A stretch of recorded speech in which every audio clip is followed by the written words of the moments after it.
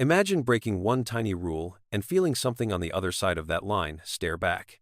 Tonight, we're stepping into places we were never meant to see, locked tunnels, sealed wards, and forbidden zones where the walls remember every trespasser who didn't make it out. Welcome to Verified Souls, where every step deeper comes with a price you can't pay back later. If you're brave enough, lock in now, drop a like, mark your name in the comments, and subscribe so your soul is counted. Because once you enter this video, the only way out is to stay until the very last whisper. You ever step into a place and feel like it's still waiting for something that never happened? That's what this unfinished mall felt like. From the highway, it just looked like any failed project. A huge concrete box with sun-faded banners that still said, "Grand opening soon," even though the company went bankrupt more than a decade ago. Grass pushed through the parking lot lines. A couple of broken lights leaned at weird angles, like they'd given up halfway through falling. But standing at the fence that night, with my camera hanging against my chest and the highway noise humming behind me, it didn't feel abandoned, it felt paused, like someone had hit stop on reality in the middle of construction and never pressed play again. I remember turning to you in my head, like I'm turning to you right now and thinking, if you were here, you'd tell me not to go in. You'd say it isn't worth it for a few creepy photos. And you'd be right. I climbed the fence anyway. The metal rattled under my weight, but didn't give. When my feet hit the inside pavement, the sound changed. Outside the fence, the world was all motion cars, wind, distant music from someone's open window. Inside, it was like stepping into a vacuum. The air was still and heavy, like a room that's been shut for too long. The main entrance had revolving doors that had never revolved. One panel was cracked open just enough for me to slip through. As soon as I ducked inside, my own footsteps suddenly sounded too loud. You know that hollow echo you get in an empty school hallway at night? Imagine that, but doubled, and stretched out in front of you. My flashlight washed over bare walls, skeletal storefronts, half-installed signs. No graffiti, barely any trash. Most abandoned places feel used up, picked over. This place felt untouched. Like everyone had just agreed, even the other trespassers, not to stay long. I took my first photo right there in the entryway. The flash popped, and the image preview blinked up on the camera screen. It looked exactly like what I saw. Dead plants and planters, dusty tiles. A wide, black void where the mall stretched out of sight. It actually calmed me down. As long as the camera saw what I saw, I could tell myself I was just being jumpy. I headed deeper. The mall was laid out like every other mid-sized mall you've ever been in, just stripped of life. Long, straight corridors branched off from a central atrium. Overhead, cheap acoustic tiles sagged here and there. The railings on the second level were installed, but dusty. Store spaces yawned open on either side, mouths with no teeth. I set the camera to long exposure, planted my feet, and framed a shot down one of the corridors. Click. You know how it is when you're waiting for a low-light photo to process. It takes a second. You stand there in the dark, watching the little bar crawl across the screen, feeling like something might reach over your shoulder at any moment. When the picture finally appeared, my skin crawled. Because halfway down that hallway, where I knew for a fact there was nothing but a concrete shell, the camera showed a fully lit store. It wasn't just brighter, it was there. Glass front, a glowing sign I couldn't quite read. Lights spilling out onto the tiles. Inside, there were shelves, silhouettes of products or people lined up in neat little rows. It looked like a real store, open for business, dropped right into the middle of this dead place. I tipped the camera down and stared at the real hallway. Dark, empty, silent. No light, no glass. No sign, just the blank mouth of an unfinished unit. You know that prickly feeling at the back of your neck when your brain is trying to explain something and failing? I felt that. Hard. I told myself it was a glitch. Some weird reflection. Long exposures can pick up stuff your eyes miss, right? So I did something really stupid. I took another photo. Same spot. Same angle. Click. The processing time felt longer this time. The silence around me seemed to press in. I could hear my own breathing bouncing faintly off the far walls, coming back at me a half-second late. The new image appeared. The lit storefront was still there but closer. Not by much. Just a few steps nearer than before, like it had shuffled forward while the shutter was open. The shelves inside looked sharper now. I could almost make out shapes on them. Not faces, not really. Just suggestions. Bulges where heads could be. Joints where elbows might be. The sign above it still refused to resolve into readable words. Just white shapes floating above a doorway that didn't exist in my world. That was when the music started. At first, I thought it was in my head, a few muffled notes, like someone humming under their breath. Then it picked up, filling out into a full, cheesy instrumental track. The kind of bland, happy, background mall music you forget the second you walk out. Only there were no working speakers. I tilted my flashlight up. The ceiling tiles were dusty, but the round speaker grills were still there, sunk into the panels. No power, no system. But somehow they were waking up, one by one. A faint, static hiss leaked from them, carrying that thin, syrupy melody. Hearing that kind of normal sound in a place that had never been normal? That's what really made it feel wrong. It's like hearing a lullaby in a morgue. I moved toward the central atrium, telling myself I should just take a few more shots and then get out. That's what you tell yourself, isn't it? Just one more.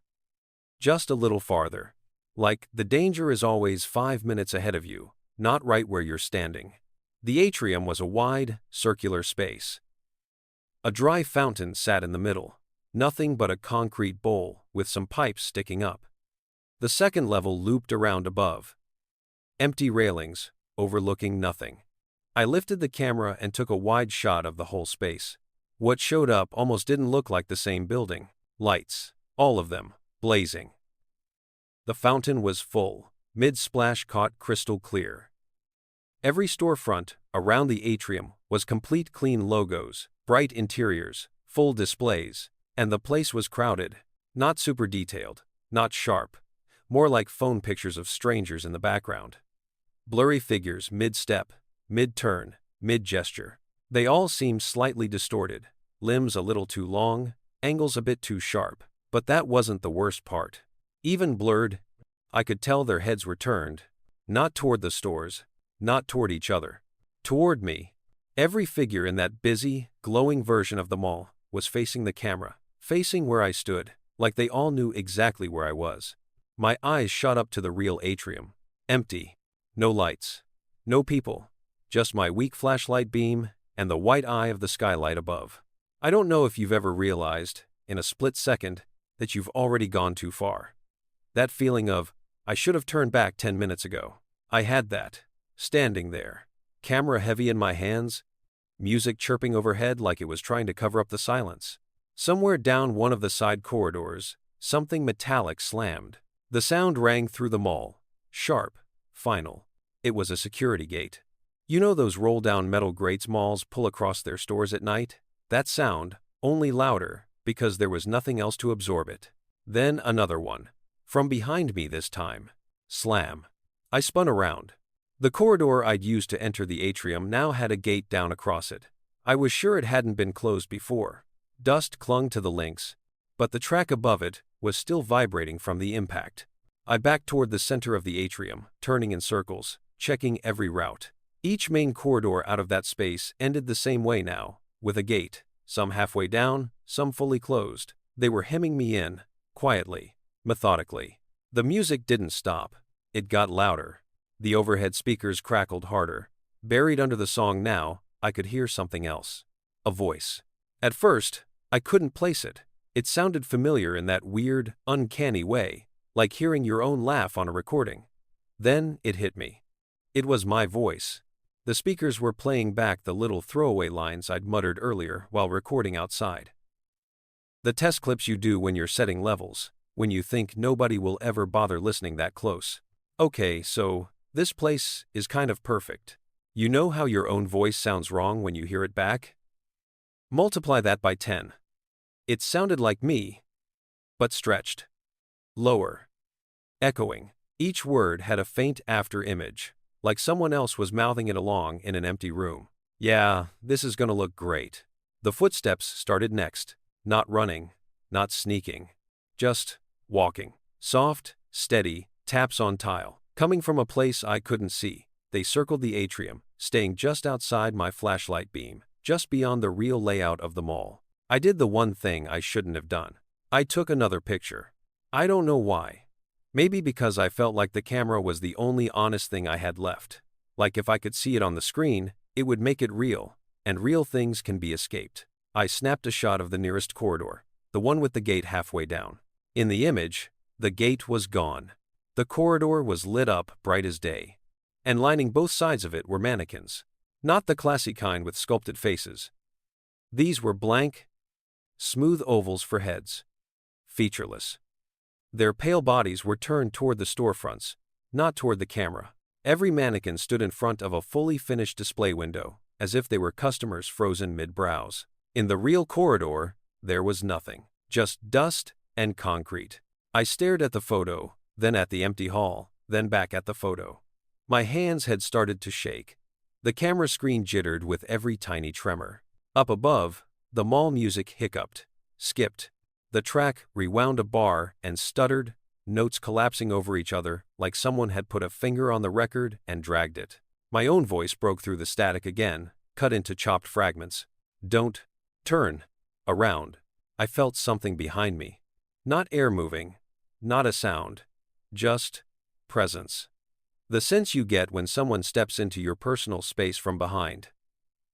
The way the hairs on your arms lift before your brain catches up. Every instinct screamed to spin around, but my body locked up. Instead, I did the only thing I could make myself do. I lifted the camera slowly and turned it first. I pointed it over my shoulder and clicked. Eyes squeezed shut like that would help. The shutter snapped, the image processed. My thumb hovered over the playback button, but I already knew. I looked.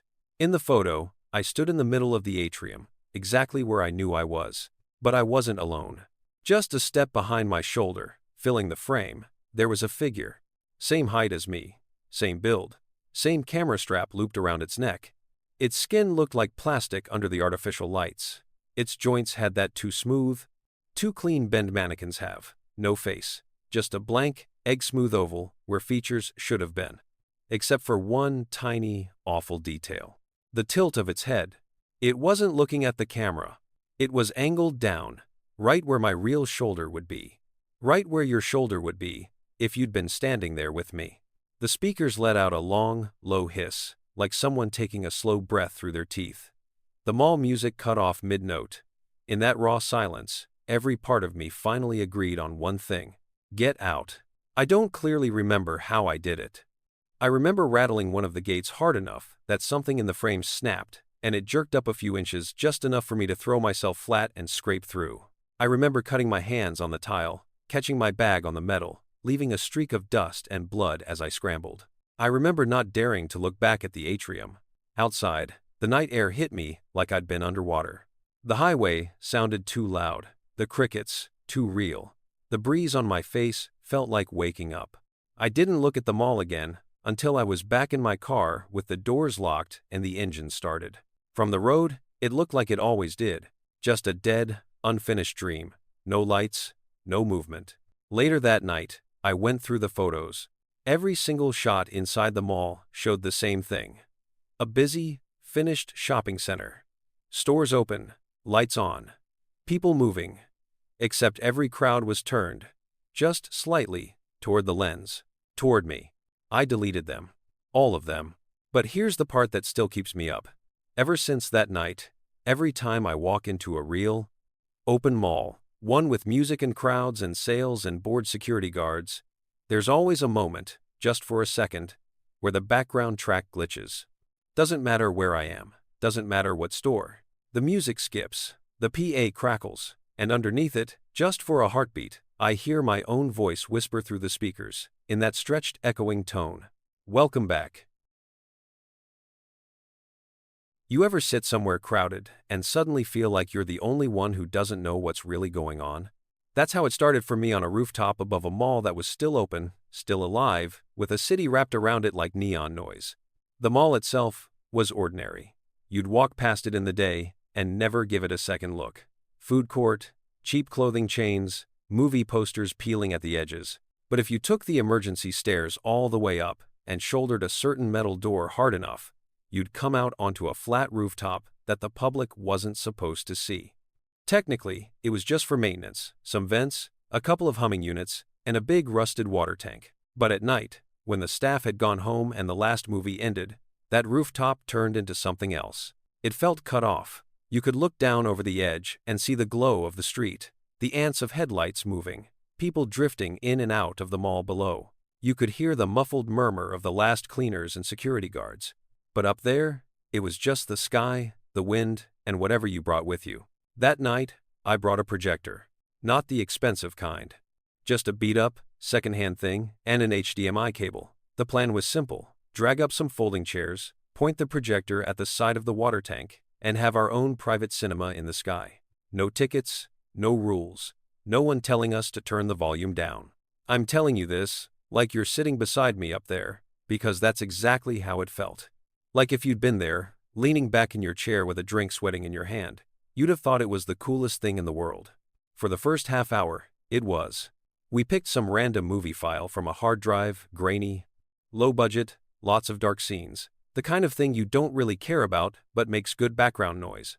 The projector's beam cut through the humid night air, full of tiny dust motes and mist, painting the side of the water tank with flickering light. You could still hear the city down below, car horns popping now and then, a motorcycle revving too loud somewhere far away, a drunk laugh floating up like it had lost its owner.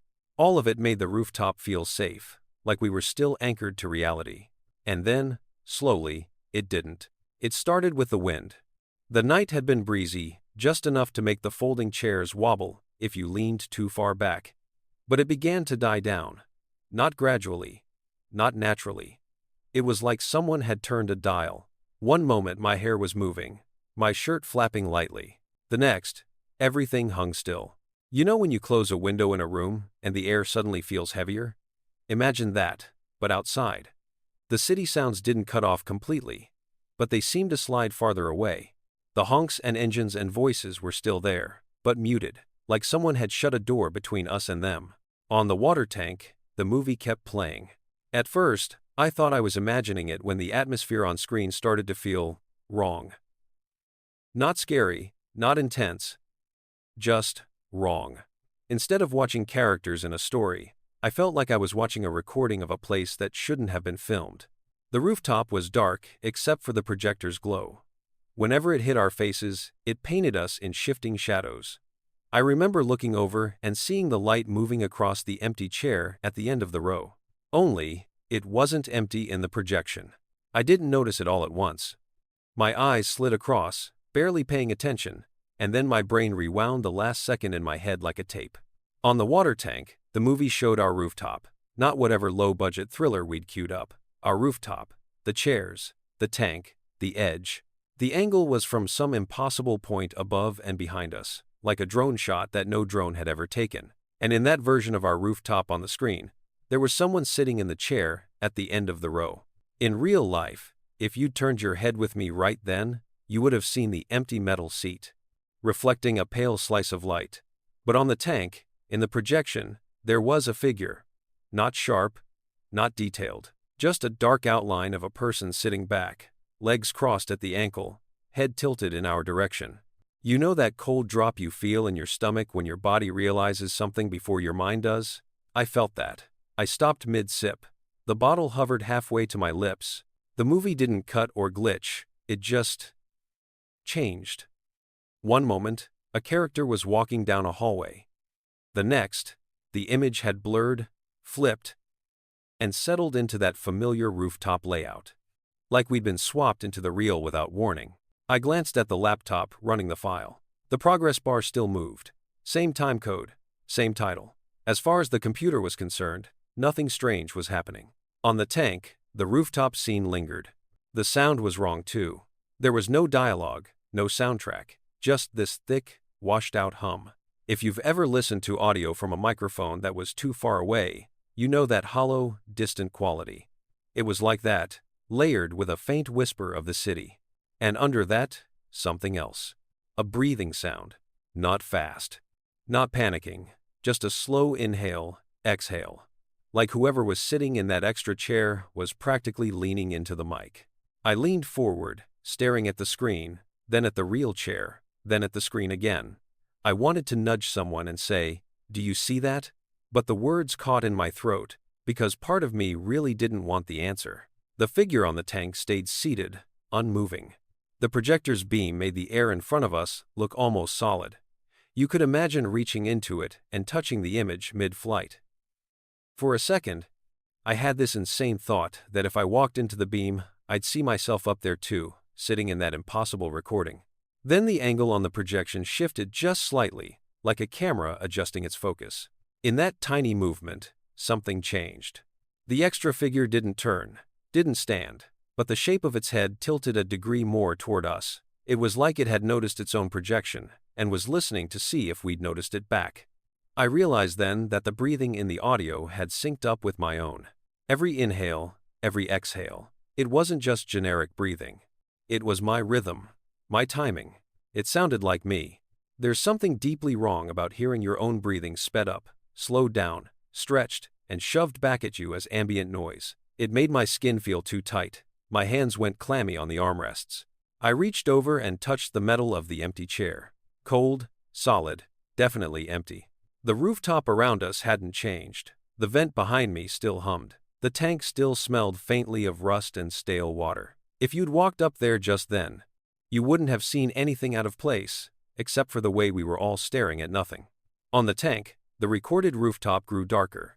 The edges of the frame blurred, like the camera was losing interest in everything except that one occupied chair. The sounds from below faded even further, until the only things left were the breathing and a faint, creaking noise. You know that sound cheap plastic makes when someone shifts their weight on it? It was that. The figure on the screen adjusted itself in the chair. You couldn't see details, just the outline, the suggestion of shoulders shrugging up and settling down, the angle of its head lowering a little more. That was when the thought finally formed, clear and sharp, cutting through the fog of confusion.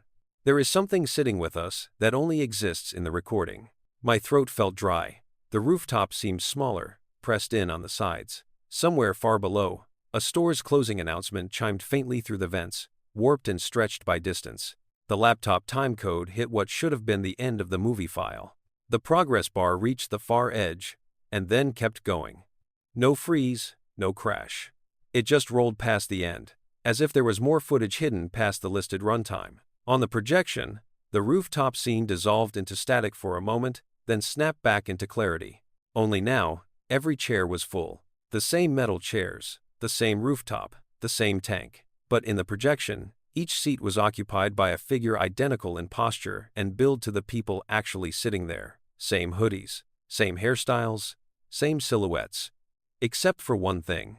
None of the projected copies were facing the tank. Every single one had their head turned to the side, looking straight out of the frame, as if something had stepped into their line of sight that wasn't in ours yet. The breathing on the audio track layered into a chorus. Inhale, exhale, inhale, exhale. Too many lungs, too close to the mic. I didn't want to look away from the projection, but I had to. I glanced at the people beside me, half expecting them to be turned too. They weren't. They were staring at the tank, like I was, expressionless. You ever see someone under a spell in a movie? Too still, too quiet? It felt like that. The air around us was so still now, it was hard to believe the city was real. The night sky looked like a painted backdrop. I stood up. The projector flickered as my shadow cut across the beam. For a split second, my silhouette stretched huge across the tank, swallowing the row of chairs. When my body moved out of the light, the image snapped back. On the tank, in the recording, my double didn't move. It stayed seated, head turned, breathing in sync with mine. The realization hit me like cold water. Whatever was being recorded up there wasn't us. It looked like us, but it wasn't updating. It wasn't following. It was watching. And not us. Something passed us. The creaking plastic sound grew louder, chairs shifting, weight distributing. But none of the real chairs moved, not even under my hands as I squeezed the edge of one so hard my knuckles ached. I looked where the projected figures were looking out beyond the edge of the rooftop, toward the open sky. There was nothing there, just darkness, a faint smear of clouds, a couple of distant stars fighting through pollution. But in the projection, the darkness above the mall wasn't empty. It was thick. Like there was something just above frame line, something heavy enough that even the recorded crowd couldn't quite bring themselves to look directly at it. They were all turned toward that edge, frozen mid-reaction. The audio broke. The breathing cut off. For a heartbeat, there was nothing. Then, in that silence, a new sound slipped through. A voice. Not mine this time. It was low, quiet, so soft you'd miss it if you breathed too loud. But it wasn't in a language I knew. It wasn't words. Exactly. It was the sound of syllables trying to be human speech and not quite getting there, played backward and slowed down. Whatever it was saying it directly into the microphone of that impossible recording. The projector whined faintly, like it was struggling to push out the image. The edges of the frame shuddered. The figures in the chairs, our copies, seemed to quiver at the edges, like they were being stretched thin. And then, all at once, every head in the projected scene turned. Not back toward the tank. Not toward each other. Straight at me. Every copy of every person up there, every silhouette in those metal chairs, snapped their attention to the center of the rooftop, to where I was standing in the real world. The sound that followed wasn't a scream. It wasn't a word. It was a sharp inhale, like an entire crowd gasping at the same time. The wind came back in a rush, hitting my face so hard it made my eyes water. The city noise slammed up from below like someone had opened a hatch. The projector hiccuped, strobed white, and cut out completely. Darkness. Just the blank side of the water tank, pale in the streetlights. The rooftop was suddenly just a rooftop again. Rust, concrete, the dull thrum of the vents. My heart hammering like it wanted to punch through my ribs. We left. Nobody said anything on the way down. Nobody joked. Nobody said, "Wow, that was weird." It was like we were all silently agreeing to file it somewhere in the back of our brains labeled, "Just don't touch it." Later, when I checked the laptop, the movie file was corrupted. It wouldn't play. The thumbnail had changed, though. Instead of a frame from the film, it showed a tiny, grainy image of our rooftop. I zoomed in until the pixels blurred together. You couldn't see faces, just tiny blocks of color where people should have been. But there, at the end of the row of fuzzed-out chairs, was an extra shape. A darker smudge. Someone who was never there. Ever since that night, whenever I'm in a crowd on a bus, in a theater, in a food court, I catch myself staring at the reflections in dark windows, in phone screens, in turned-off TVs. Because every once in a while, just for a split second, I see it again. A version of the room that doesn't match the one I'm in. An extra figure in the corner. Already turned toward me. Already waiting for me to look up. You ever walk into a building that feels like it remembers more than it should? That's what this old hospital was like. Not just abandoned, offended. Like it knew we had no business being there, and was already deciding what to do with us. From the outside, it looked like every forgotten hospital you've seen in photos. Broken windows, boards half nailed over doors, weeds pushing through cracked stairs. At the edge of town, where streetlights got lazy and the road stopped pretending to be maintained, this place just sat there, waiting for demolition that never quite seemed to come. You could stand at the fence and still smell it. Not rot, exactly. That sharp, sour sweet scent of old disinfectant soaked into tile, mixed with dust and time. Hospitals have a specific smell. This one still had it, years after the last patient left. You might think I went in just to scare myself, but the truth is, I was obsessed. Not with ghosts, with history. Rumors said this hospital had a ward that never made it into any official record. A wing, tucked between two others that, on paper, was just blank space. People said that's where they put the ones who weren't sick in the usual way. The inconvenient ones, the loud ones, the ones who asked too many questions. I spent weeks digging through old blueprints, comparing different years. There it was, a strange block of nowhere between the psychiatric wing and the surgical floor. No doors, no windows, just an empty rectangle. You know when you stare at something long enough that not knowing becomes unbearable? That's where my head was. So when we finally slipped through a gap in the fence on a cold evening, I wasn't thinking about curses or spirits. I was thinking about finding that rectangle. Inside, the air hit us like a wall. Dry, bitter, heavy with plaster dust and something chemical that clung to the back of the throat. Our flashlights cut white tunnels through the dim corridors, lighting up peeling paint, dangling wires, and faded directional signs still trying to point to wards that didn't exist anymore. Every step echoed, just a little too long. Waiting room chairs sat in uneven rows, some tipped over, some still upright, facing a reception desk that looked like someone might walk back behind it at any moment. Old posters about flu shots and hand hygiene still curled on the walls, colors drained by time. You could almost hear it as it used to be. Heels on linoleum, carts rolling, doors swinging open and shut. That phantom bustle pressed against the silence, as if the building didn't know those sounds were over. We moved as a group at first. Nobody wanted to be the one lagging behind. Our lights crossed each other, jittery and restless. The others were mostly there for the adrenaline rush, chatting in hushed voices like this was just Urban Explorer content. But I had the crumpled printout of the blueprint in my pocket, and my focus was fixed on that blank section. According to the plan, there should not have been a hallway where we found one. We turned a corner off the psychiatric wing, and there it was. A stretch of corridor that didn't exist on any document I'd seen. Narrower than the others. Darker, even before our flashlights proved it. The floor tiles were the same, but the walls were wrong. They were smooth. No doors, no windows, no signage, just a long, flat surface on either side. If you'd looked quickly, you'd think it dead-ended against solid wall. But there, about halfway down, our lights caught something that made my skin prickle. A rectangle of plaster that didn't quite match. Imagine a doorway someone filled in, then painted over in a hurry. The faint outline still visible if you know what you're looking for. And at about ankle height, along that faint frame, were scratches. Not carving, not graffiti.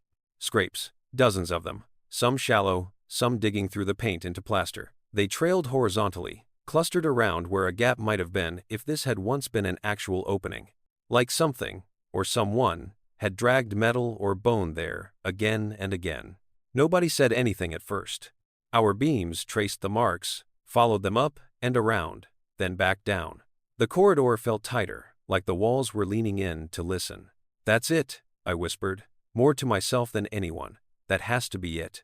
I don't know if you've ever felt a goal and dread collide in your chest at the same time, but that's what hit me. I'd found what I'd been looking for. And I knew deep down that getting through that wall was the worst possible idea. I still reached for it. My fingers touched the plaster. It felt colder than it should have been, even for an unheated building. The others were murmuring behind me, half excited, half uncomfortable. One of them joked about Ward 0. The name fit too well. "Listen," I said, pressing my ear to the wall. "I don't know what I expected. Nothing, probably. Or maybe some small, rational sound like wind in the vents or rats in the walls. What I heard instead was so soft, I almost convinced myself I imagined it. Whispering. Not one voice. Layers of them. Too many to separate. Too fast and overlapping to make out words, but definitely human. Definitely close. Not echoing from far away. Not filtered through pipes. It sounded like a room full of people all trying to talk over each other in the next room, with only this thin wall between us. I jerked back like I'd been shocked. My heart stuttered, then slammed hard. "Did you hear that?" I asked. They hadn't. Their faces were pale in the flashlight glow, but their heads were shaking. Sometimes, you wish other people would confirm what you hear. Sometimes, it's worse when they don't. We should have left then, you know that, right? Listening to this, you can feel the moment where a line was crossed, even before we physically crossed it. This was that point. We had proof something was wrong with this place. Instead, someone pulled out a small hammer. The first blow against the plaster sounded wrong in the corridor. Too loud, too sharp. Dust puffed out around the impact, like the building exhaled. The whispering on the other side surged for half a heartbeat, then dropped into a dense hush. We all heard that. Each hit chipped away more of the wall. White dust coated the floor, our shoes, our fingers. The air grew thick, powdery, hard to breathe. A crack appeared, a line of darkness slicing through the pale surface. Cold rolled out of that thin breach. Not normal cold. Not just other side of the wall is chilly cold. It felt like someone had opened a freezer in front of my face, and behind that freezer, there was nothing. No air, no space. Just void. We widened the gap, piece by reluctant piece, until there was a jagged opening we could squeeze through. Our flashlights, stabbed into the dark. The room beyond wasn't ruined. That's what stopped us more than anything. We'd just come from corridors of decay. Peeling paint, broken glass, exposed wiring. But inside this sealed-off space, everything was intact. Beds, lined up in 2 neat rows. Thin mattresses, white sheets yellowed with age but still folded with precision. Metal restraints, unbuckled, lay beside each pillow like they were waiting for wrists to fill them again. A nurse's station in one corner with a chair tucked in, as if someone had just stepped away for a moment. No dust on the floor. I can't explain that part. Every other room in that hospital had a film of it, thick on surfaces, soft underfoot. But here, our shoes squeaked on clean linoleum. The overhead lights were dark, yet somehow we could see more than our meager beams should have allowed. A dim, gray clarity filled the space, as if some other light source was remembering how to shine. We stepped in. The temperature dropped again. I could see my breath puff out in front of me. The others' exhalations joined mine. Little ghosts rising in the air and disappearing into nothing. Something about that room made me lower my voice without thinking. Each bed had a chart at the foot. That was the first thing I checked. Old habits from research mode kicked in. Information. I wanted information. I reached for the nearest clipboard, fingers numb and clumsy in the cold. My light hit the paper. Blank. No printed forms, no names, no dates. Just empty, brittle sheets, yellowed at the edges, clipped in place like placeholders for lives that never officially existed. I moved to the next bed. Blank. The next. Blank. I started to feel this quiet panic rising in my chest. Not loud enough to make me run, but strong enough that my hands were trembling when I reached for the 4th chart. This one wasn't blank. It had a name. My name. The letters stared up at me in faded ink. Full legal name. Correct spelling. Date of birth. Even the address was right, the one I currently lived at. Not the one from years ago. And under admitting complaint was a line that made my skin crawl. Compulsive intrusion. Persistent need to cross boundaries. Non-compliant with limits. My flashlight beam shook so hard I could barely hold the paper steady. I flipped it, desperate to see some evidence this was an old document, a trick, anything. On the back, there were notes. Page after page of them, cramped writing marching down the sheet. Assessments. Observations. My thoughts. My habits. My worst fears laid out in clinical language. Things I had never told anyone. Things I had barely admitted to myself. How long has this been going on? One line read. Client reports a feeling that doors are invitations, not barriers, another said. The date on the top of the page was today's. I looked up, heart pounding so hard it hurt, and realized the others had gone quiet. Each of them stood at a different bed, head bowed, flashlight illuminating their own charts.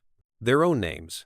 One of them whispered my name without looking up, voice thin and shaky. It knows us. The air in the room vibrated then. Not visibly, not enough to rattle the beds, but I felt it in my teeth, in my skull, in that little space at the base of the spine where instinct lives.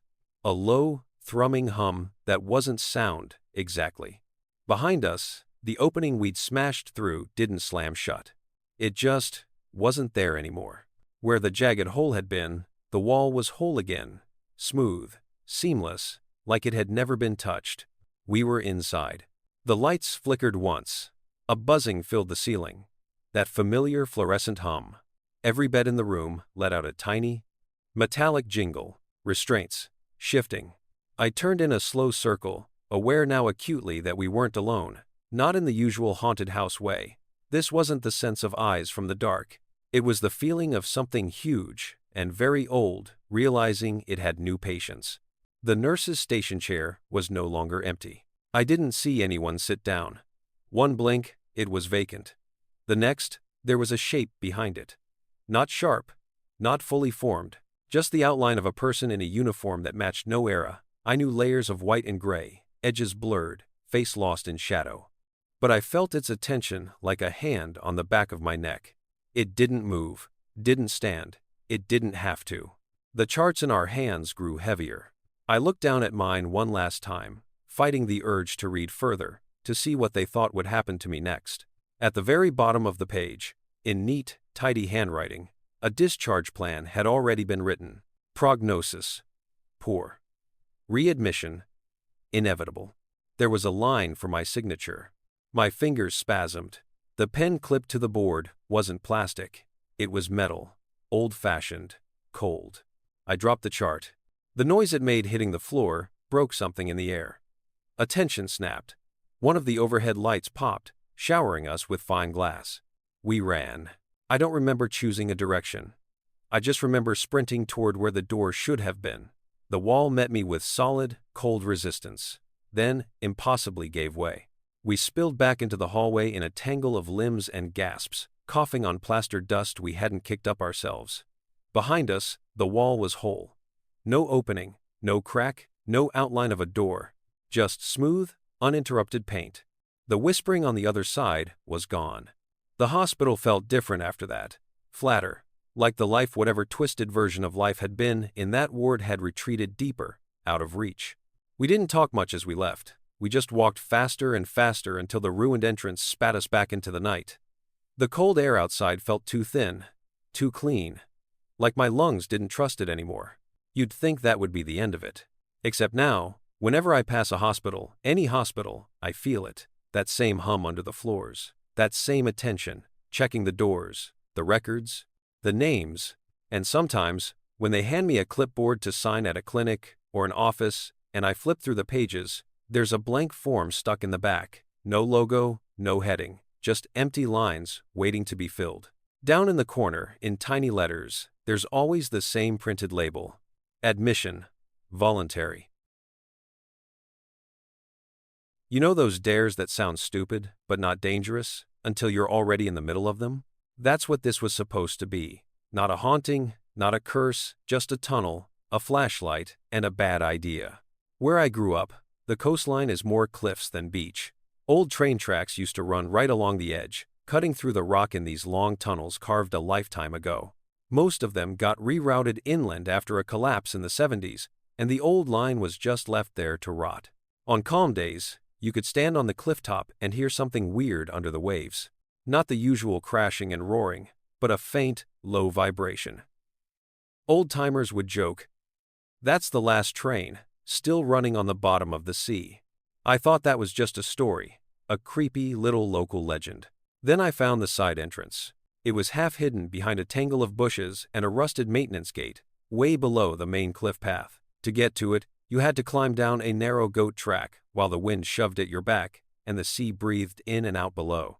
The official opening of the tunnel, the one the trains used, was sealed in concrete farther along. But this smaller access door, someone had broken the lock years ago and never come back to fix it. The tunnel behind it sloped gently down into the rock, a dark throat swallowing the last of the daylight. If you stood just inside and turned your flashlight off, you could still hear the ocean behind you, but it sounded muffled, like a TV in another room. You might think no one in their right mind would go in there. But there's something about knowing a place is off limits that makes it feel like a challenge. Like it's daring you back. The dare was simple: touch the far wall. The story went that the old tunnel had collapsed and flooded somewhere in the middle, and that if you made it to the point where the water started touching the tracks, you'd see things in it. Reflections that weren't yours, lights that didn't match your flashlight. It was the kind of tale kids tell to scare each other, and I had spent my whole life hearing it. So one low-tide evening, with the sky turning purple and the air full of sea salt chill, I went in. Just me and a flashlight that was too cheap for what I was asking of it. The first stretch wasn't bad. The tunnel walls were lined with old brick, damp in places, crumbly in others. The floor was gravel and rotting sleepers, the metal rails long since torn up. My footsteps made this crunching, grinding sound that bounced back at me, a half-second late, from somewhere ahead. Every few meters, I'd swing the light around and show the circle to the empty curve of the tunnel, telling myself, "See, nothing here, just old stone and old air." It smelled like wet earth and rust. The farther I went, the less I could hear the sea behind me. That felt wrong. The ocean was just over my shoulder, separated from me by rock that wasn't nearly as solid as it looked. After a while, the floor started to tilt. Not much at first, just enough that I noticed my weight shifting forward, my steps landing a little heavier. The gravel under my boots got softer, squishier, like it had been soaked and never dried. The air changed too. It got colder, but not in a fresh, breezy way. It was the chill of a basement that hasn't been opened in years, damp and stale at the same time. When I breathed, the exhale felt thick. That was when I heard it. At first, I thought it was my own blood in my ears, a low, rhythmic thrum. But the more I listened, the more it resolved into something mechanical. A distant, steady vibration. Like an engine, like a train. Have you ever heard something you know is impossible, and your brain still tries to fit it into the closest familiar box? That's what mine did. It kept saying, "It's just the ocean. It's just the highway. It's just the wind." But the pattern was wrong. Too regular, too smooth. Thrum, thrum, thrum. The sound wasn't coming from behind me. It was in front. Deeper in. I should have turned back. You can hear that, can't you? Even sitting where you are, you can feel that the right move was to turn around, walk out, and forget the whole thing. But it's hard to back out of a dare when the only person you're trying to impress is the part of yourself that hates quitting. So I kept going. The floor was muddy by then. My boots squelched with each step. The flashlight beam shook as my footing got worse. The brick walls gave way to rough rock, damp and shining, like the tunnel had been carved in a hurry and never properly finished. Water glimmered in streaks down the stone, joining in little rivulets along the floor. The ground sloped more sharply now. I had to lean back a little to keep from sliding. The vibration grew stronger. Not just in my ears, in my chest, my teeth. The sound was in the rock itself. Thrum, thrum, thrum. A steady, impossible heartbeat from deep under the cliff. The first puddle I saw wasn't big, just a dark patch spreading across the bottom of the tunnel, reflecting my light in a greasy, distorted way. The mud around it was soft as cake. When I stepped in, my foot sank deeper than it should have, cold water rushing over my ankle, stealing the warmth from my skin. I hissed and jerked back. The water felt wrong, not like seawater, no sharp salt sting, just this flat, dead cold that seeped straight into the bone. I swung the beam ahead and saw that the puddle wasn't alone. The tunnel floor ahead had become a shallow, uneven pool. The slope had turned it into a kind of basin, and the water was collecting there, dark and still. It stretched across the width of the passage and disappeared around the curve. The dare had been to touch the far wall. That meant going through. I told myself it wasn't that deep. The collapse stories were probably exaggerated. The water couldn't be more than knee-high. I could see the ripples from where it lapped against rocks and old timbers. It was fine. It was manageable. I stepped in. The cold was immediate, harsh, a full-body shock. The water wasn't just cold on the skin, it felt like it dragged at something deeper, like it wanted to pull heat out of my bones, my blood, my thoughts. The tunnel walls soaked up my shaky breathing and gave nothing back. 1 step. 2. The water climbed past my shins. The floor under my feet felt uneven. Sometimes there was something firm. Sometimes, just this sucking, soft mud. The flashlight beam jumped and jittered, throwing wild shadows on the rock. Halfway through, I realized the sound had changed. The thrum of the train wasn't distant anymore. It was right under me. Not beneath the floor. Beneath the water. I stopped moving. Just stood there, legs half numb, listening. The vibration rolled up through my soles, my muscles, my spine. It wasn't loud, but it was everywhere, inside me. Like standing on the metal hull of a ship while the engine runs below deck. My mind tried to weld the impossible into a narrative it could hold. There's a train under here. A train in the rock. A train under the sea. The water around my legs shivered, though I hadn't moved. That's when my flashlight beam hit something beneath the surface. Glass. At first, I thought it was a bottle, or some discarded junk. But as I adjusted the angle, the glint resolved into a shape. A rectangle. A pane. My chest tightened. Slowly, fighting the urge to scramble backwards, I angled the flashlight straight down. Just beneath the water, inches from my boots, was a window. An actual window, framed in grime, streaked with silt, glass, cloudy but unbroken. Pressed up against it from the other side was darkness, thick and absolute. My light could only pierce a little way, like it was shining into ink. But as I stared, shapes began to emerge. Rows of seats, metal poles, curved ceiling. A train car, upside down, half swallowed by mud and rock, running just under the floor of the tunnel. It shouldn't fit. The geometry was wrong. The scale was wrong. And yet, there it was, pressed up against my reality by a thin, brittle layer of glass. Something moved inside. Not fast, not dramatic, just a shift in the darkness, like someone leaning forward in a seat. Then another shape, and another. Silhouettes that had been slumped or crumpled began to adjust, straighten, sit up. My breathing went ragged. Faces, if you could call them that, tilted toward the glass. They weren't clear. The water and grime blurred them. But I could make out the hollows where eyes should be. The suggestion of mouths. The impression of hands on armrests. They were looking at me. No, not at me. At the place where I stood. At the surface of the water. The vibration deepened. My legs trembled. The glass beneath my boots creaked. A thin, brittle sound that barely reached my ears over the thrumming in my bones. I tried to move. My body didn't respond. It wasn't paralysis. It was like the water had thickened around me, turning to cold syrup. Each muscle felt pinned, not by weight, but by attention. Like every gaze from below was a hand holding me there. On the other side of the glass, one of the figures lifted an arm. The hand that pressed against the window was pale, warped by water and angle, fingers too long, joints too soft. The skin seemed to trail slightly behind the bones, lagging like a bad video connection. It placed its palm flat where my foot was. Through the sole of my boot, I felt it. Not the pressure, the temperature. An even deeper cold, pushing up, trying to find a way in. The glass ticked. You know that high, stressed little sound glass makes when it's about to crack? A spider web of fractures began to bloom under my feet. Thin lines darting out in all directions, catching the light in quick flashes. The figures inside the sunken car leaned closer. The darkness behind them seemed to swell, pushing them forward, encouraging them. The first instinct you probably have, hearing this, is jump, move, get out of the water. And that's exactly what my brain screamed at me to do. The part of me that wanted to live was clawing at the inside of my skull, trying to slap my limbs into action. The water didn't care. It clung. It held.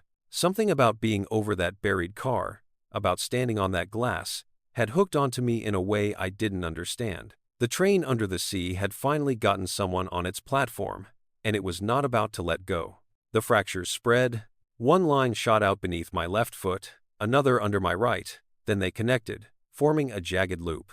The piece of glass I stood on trembled, ready to give way. The hand beneath it pressed harder.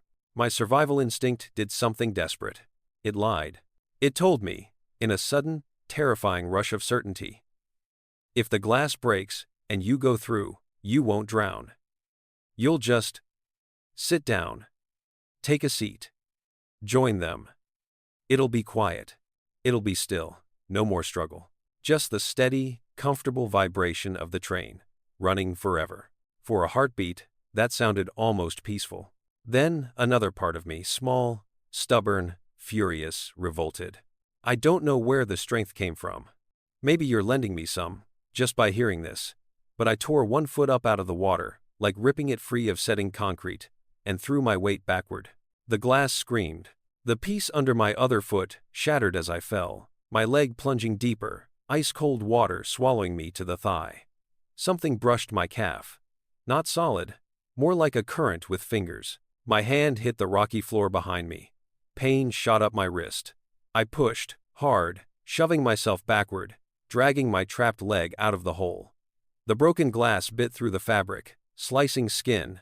The water clung one last time, dragging like hands on my ankle. Then I was on my back, scrambling, kicking, crawling through the shallow pool toward higher ground, away from the sinking, shifting patch where the train pressed closest. Behind me, under the water, the silhouettes surged against the window.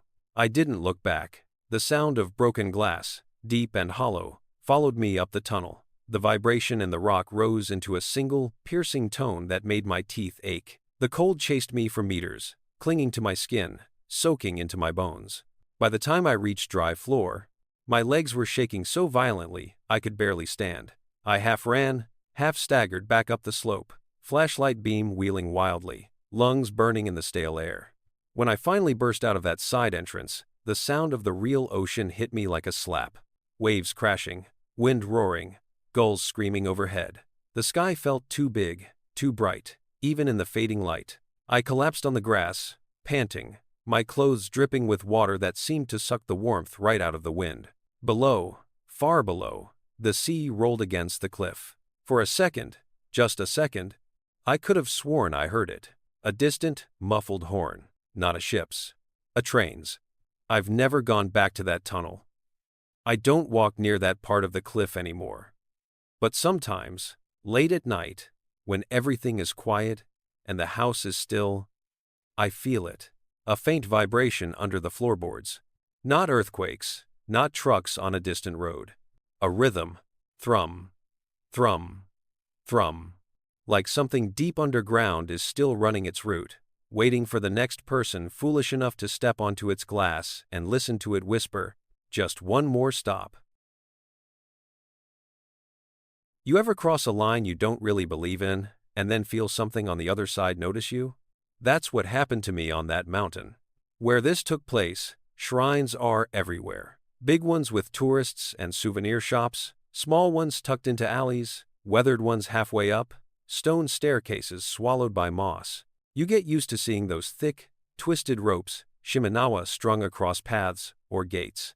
They don't look like much if you're not from there. But where I was, those ropes mean, do not cross. This doesn't belong to you. I knew that. I crossed anyway. I was there as an outsider with a camera and a guide who knew the mountain. It wasn't a big, famous temple, just an old shrine clinging to a forested slope, lanterns leaning, stairstones cracked but carefully swept. No crowds, no ticket booths. Just the quiet kind of place people still visit, out of habit, out of respect, not out of curiosity. At the main shrine, it felt normal, peaceful. The kind of silence that's allowed to exist, not the oppressive kind. You could hear the creak nearby, leaves hissing overhead, the faint clack of a wooden plaque knocking gently in the wind. I filmed the usual things. The gate, the fox statues, the ropes with paper streamers. My guide watched me the way you watch a kid in a museum, making sure I didn't touch anything I shouldn't. When I asked about the old path, his face changed. You can tell when someone's answer is ready before you finish the question. The quick, polite, no, the practiced smile. He said there used to be a second trail higher up, a kind of inner path that locals didn't use anymore. It had been roped off for years. Why? I asked. His answer was simple. It's not for us. Not dangerous, not unstable, just not for us. That should have been enough, right? A normal person hears that and moves on. But the part of my brain that chases unique content, the part that hears forbidden and translates it directly into interesting, woke up fast. I told him I just wanted to see it, just to know where it was. We climbed higher. The tourist part of the shrine faded behind us. No lanterns, no stone foxes, just damp earth, crooked roots, trees that had been allowed to grow however they wanted. The light changed too. Even though it was the same time of day, the air here felt dimmer, thicker, like the sun had to work harder to get in. After a while, the regular trail bent left toward a small viewing platform. He stopped before we took it. To the right, half lost in undergrowth, a much narrower trace of steps continued up the slope. Across it, strung between two leaning stone posts, was that rope. It wasn't bright and fresh like the ones at the main shrine. It was old, darkened by rain and moss, strands fraying, paper streamers limp and heavy. But it was there, unmistakable, sagging across the path like a sentence. When I stepped closer, the air went still. You know that sudden drop when the wind just stops? Leaves hang motionless, sounds from the village below seem to pull away. That's what happened. The faint traffic, the distant temple bell, the crows, all of it seemed to slide out of reach. My guide stood very straight, very quiet. He didn't shout, he didn't grab me. He just said my name once, calmly, with a weight that made it sound like a warning and a plea at the same time. You can film from here, he said. Not over. I wish I could tell you I listened. Instead, I told myself I'd just step across for 1 minute, just to grab a quick shot. No harm done. The rope was symbolic anyway, right? Just tradition? I ducked under it. The forest changed the instant my foot touched that old stone step. It wasn't anything you could film. If you'd watch the footage later, it would just look like trees, moss, rocks. But being there, it felt like stepping from a room into a mouth. The sound dropped out. No joke, 1 second, I could hear my own breathing, the creak of my camera strap, the faint trickle of the stream. The next, it all felt muffled. Not gone? Exactly. Just distant, like someone had wrapped the world in cloth. Behind me, my guide called something. The words reached my ears, but by the time they did, they were just shapes. I turned and saw his lips moving, his hands slightly raised, and nothing. No voice. The rope hung between us, a dark line. For a second, it felt like thick glass had slid down between where he stood and where I was. I lifted the camera automatically. That's what you do when you're scared and don't want to admit it. You hide in the viewfinder. Past the rope, the path continued, narrow and steep, leading toward a small clearing higher up. No new buildings were visible from there, just a darker patch of forest where the trees seemed to lean in. How far? I asked, even though I couldn't hear myself. He shook his head once. I went anyway. Each step up that path felt longer than it should have. The ground under my boots had the dry give of earth that's never truly wet, even in rain. The trees didn't creak, no bugs hummed. The usual background noise of a forest, little lives moving, was absent. It didn't feel dead, though. It felt like everything was holding its breath. At the top, the path opened into a clearing that couldn't possibly be large enough for how it felt. In the middle of it stood a stone. Calling it a shrine doesn't really fit. There was no little house, no carved fox, no offering box, just a squat, rough boulder rising out of the ground, its surface worn smooth in unnatural places, corners still harsh in others. Bits of white paper, long rotted, clung to it in tatters. Old rope lay in pieces at its base, half sunk into the soil. From where I stood, it looked like any other odd rock. I lifted the camera and zoomed in. On the screen, it was different. The lens showed lines I hadn't seen a second before. Grooves in the stone, running too straight, too evenly spaced to be natural. Curves that started as cracks but resolved into deliberate shapes when you followed them long enough. Not letters I recognized. Not even symbols. Just geometry that made my eyes ache if I stared too long. Up close in the viewfinder, the boulder didn't look like something placed there.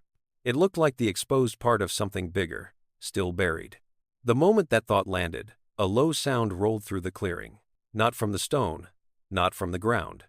From inside my own head. Have you ever stood under a huge bell when it's rung? The way the vibration doesn't just hit your ears, but your chest, your skull, your teeth? It was like that, but lower. Slower. A tone that wasn't a tone. A pressure that made my vision adjust, like my eyes were trying to focus on two depths at once. The trees at the edge of the clearing didn't move, but it felt like they'd taken a collective step closer. I tried to tell myself it was just vertigo, altitude, low blood sugar, any normal excuse. My hand tightened on the camera, and, without thinking, I took a photo. For a second, the preview image was just the stone, framed by trees. Then, the display glitched. The stone on the screen shifted. Not much, just a subtle bulge, like stone flexing around something that wanted more room. The impossible lines on its surface, those grooves and curves, brightened for a split second, as if light had traced them from within. The air in the clearing pushed against my skin. You know that feeling when a storm is coming, the way the atmosphere feels heavy, like it's leaning on you? Imagine that, focused into a small circle, right where you're standing. It didn't feel like I'd stepped into a sacred place. It felt like I'd stepped onto a nerve. A thought I'd never had before rose up uninvited, clear and unwelcome. It knows I'm here. The second thought followed, quieter, sharper. It did not invite me. My mouth had gone dry. My tongue felt too big. The urge to talk, to fill the silence with my own sound, fought with a deeper instinct that said, "Don't draw more attention." I took one more step without meaning to. The tone in my head deepened, like whatever massive thing that stone was attached to had noticed the pressure of my foot. The camera in my hand grew warmer. Not hot, not burning. Just warm. like it had been sitting in sunlight. The plastic under my fingers softened slightly, edges losing definition. I looked down. For half a beat, the camera screen did not show the stone. It showed my face. Not as a reflection, as a perfectly framed shot, dead center. My expression was wrong, though. I looked too still, too calm. Eyes a fraction too wide, pupils thinner than they should have been in the shade. My head was tilted, just a little, like someone was examining me, and I knew I couldn't move. Behind that frozen version of me, the background wasn't forest. It was that stone. Not in front of me. Behind me, the image flickered, jumped, the frame stretched, crumpled, and then snapped back to the live view of the clearing, the boulder, the unmoving trees. I realized my heart was hammering so loud I could feel it in my throat. That heavy feeling in the air pressed a little harder, like a hand testing the give of skin before they push with real intent.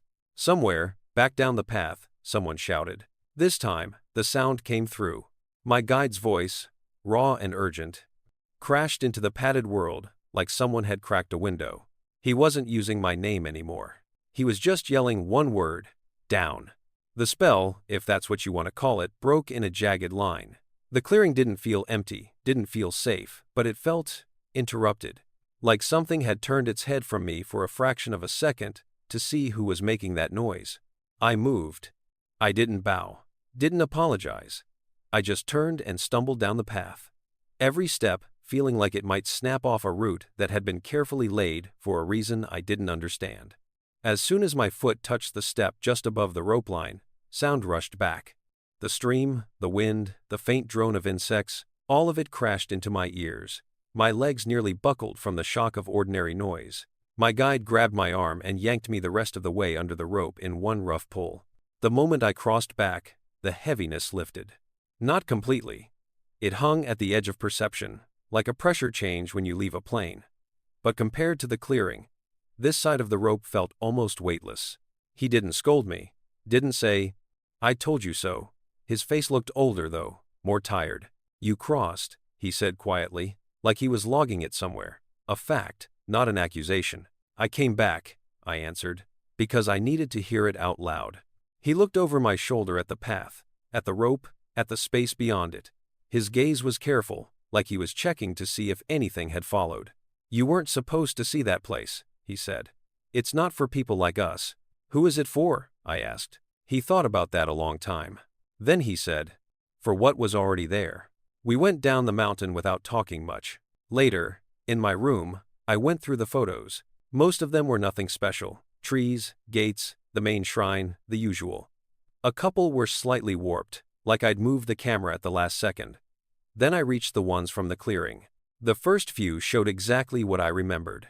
The stone, the clearing, the nested lines cut into its surface that made my eyes hurt if I followed them.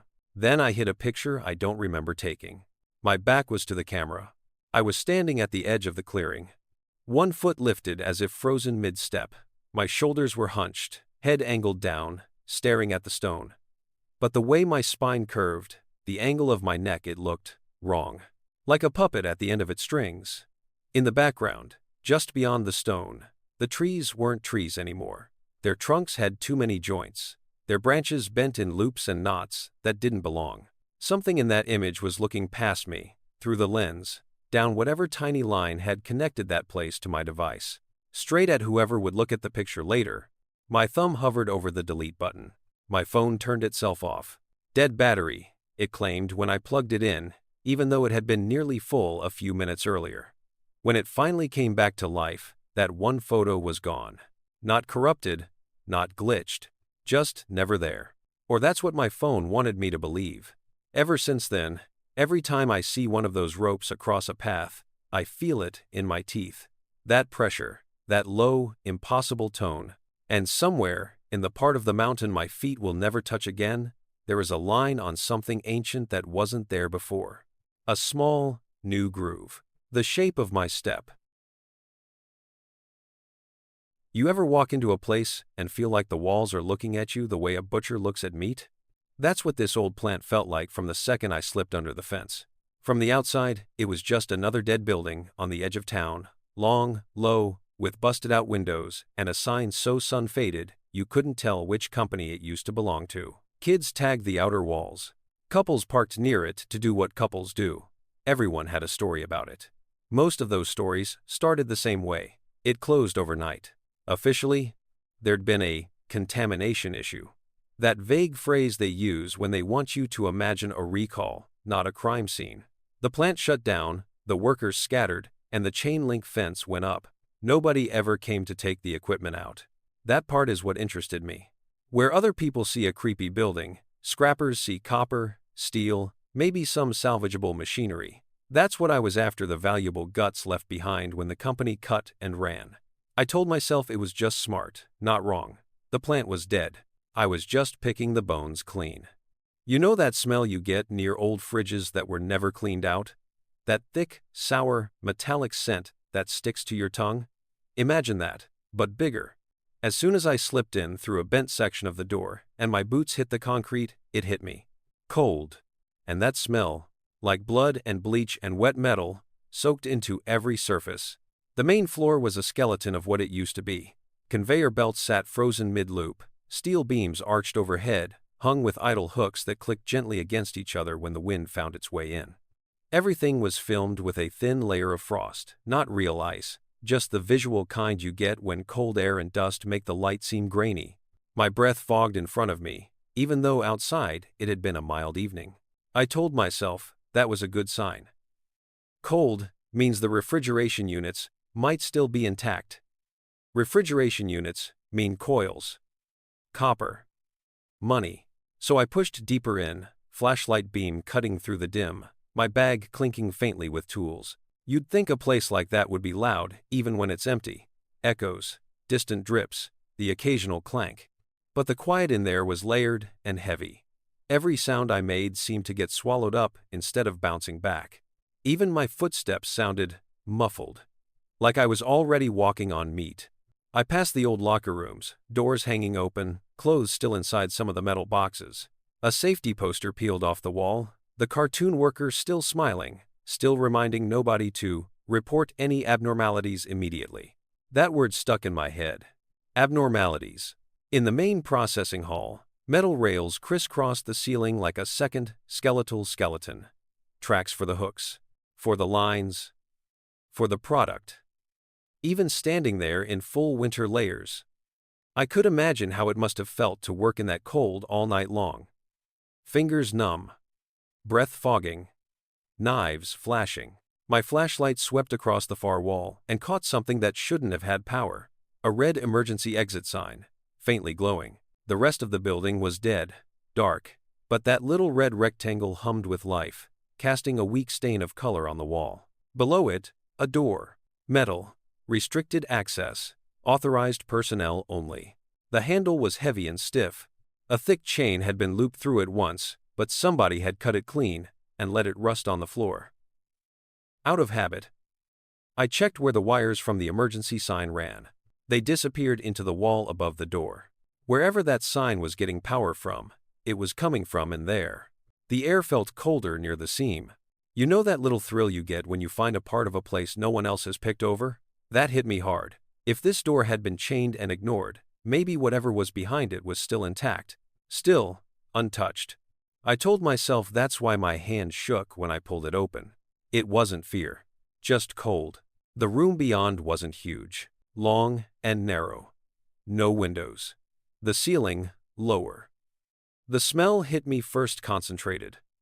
Sharper. Like everything from the rest of the plant had been distilled and trapped in here. It burned in the back of my throat. Rows of rails ran along the ceiling, looping back and forth over the floor. Below them, instead of the usual drains and tiles, the concrete was different, sloped, with deep, wide channels leading towards central grates. Reinforced grates. Overbuilt? Like someone had sat down and thought very carefully about whatever needed to flow through there. The temperature dropped another notch. My fingertips tingled. At the far end of the room, a control panel sat near the wall, its buttons yellowed, its labels half peeled away. One green light glowed steadily. No hum of engines, no vibration of running motors, just that quiet, insistent, living dot of color in a dead room. I stepped inside. The door swung shut behind me with a soft, final thud. The sound barely echoed. The walls in here were thicker, insulated. My own breathing sounded closer to my ears. My pulse started to drum in my head, a little too loud. I told myself to stay calm, to focus. Find the power source, find the units, strip what you can, get out. Simple. My boots made a damp tack-tack sound on the floor, like there was a thin film of something between the concrete and the soles. The smell got stronger as I moved along the row of rails, the flashlight tracing their path. The hooks here were different. In the main hall, they were curved and simple, made to hold weight. In this room, they were complicated. Some branched. Some had extra barbs. Some were jointed, with hinges that let them flex in ways hooks didn't need to flex. They hung empty, still, and yet, standing beneath them, I had the suffocating sensation of being in a crowd. Not a human crowd, not faces, just presences, around, above, watching. I didn't linger. I made for the control panel, thinking maybe I could kill whatever backup system was still on, make it safer to poke around. The closer I got, the warmer the panel looked. My light picked up little beads of condensation on the metal casing, even though the air around me was freezing. The green light pulsed, just once. Not a flicker, not a glitch, a slow, deliberate dim and bright, like a heartbeat. My hand hovered over the main switch. The rails overhead creaked. Not a lot, just enough for one or two hooks to sway, metal whispering softly against metal. My chest tightened. I looked up. Nothing had moved that I could see. But the arrangement of the hooks felt different. They seemed slightly closer together, like people standing shoulder to shoulder when a bus gets crowded. I swallowed. My throat burned from that taste in the air. "Just cut power," I muttered, partly to hear my own voice. On the panel, next to the green light, a label in tiny, stamped letters read, "System, Manual Override Active." My gloved fingers brushed it. The room woke up. Not all at once. No sudden roar. No blinding lights. It came in pieces.